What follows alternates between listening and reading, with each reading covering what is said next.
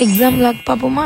இவ்வளோ நாள் video போடாததுக்கு reason voice இன்னும் சரியாகலை. இப்போ கொஞ்சம் ஓகே, பட் 2 days இப்படி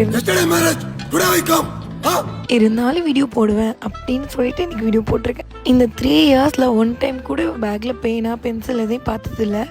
பட் எக்ஸாம், அதுவும் லாஸ்ட் எக்ஸாமுக்கு கொண்டு வந்திருக்கிறது எனக்கே ஆச்சரியமாக இருந்துச்சு. நான் மட்டும் இல்லை, ஃப்ரெண்ட்ஸ் எல்லாரும் ஆச்சரியமாக பார்த்துட்டு இருந்தோம். அப்புறம் எக்ஸாமுக்கு போயிட்டோம்.